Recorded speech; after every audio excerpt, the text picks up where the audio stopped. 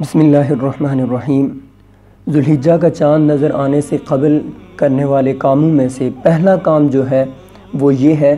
کہ جو شخص قربانی کرنا چاہتا ہے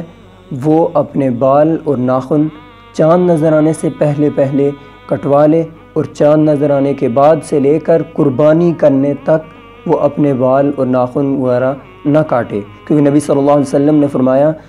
کہ جب تم ذوالحجہ کا چاند دیکھو اور تم میں سے کسی شخص کا قربانی کرنے کا ارادہ ہو تو وہ اپنے بالوں اور ناخنوں کے کاٹنے سے باز رہے۔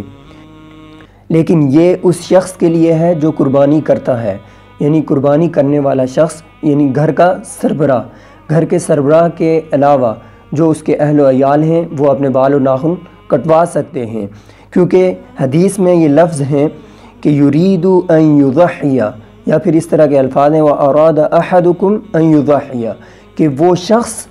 جو قربانی کا ارادہ کرتا ہے، جو قربانی کا ارادہ کرتا ہے وہ ایک ہی شخص ہے، وہ سرپرست ہے،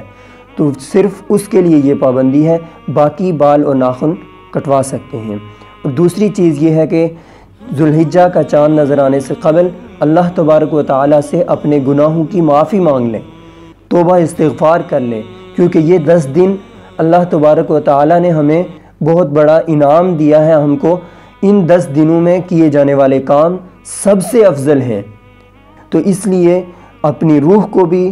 پاک صاف کر لیں، سچے دل سے توبہ و استغفار کر لیں، اور نیک اعمال کرنے کی اللہ تبارک و تعالیٰ سے توفیق مانگیں، اور اس کے بعد پھر جب چاند نظر آئے، چاند نظر آنے کے بعد قربانی کرنے تک اللہ تبارک و تعالیٰ کا قرب حاصل کریں، زیادہ سے زیادہ نیک اعمال کریں۔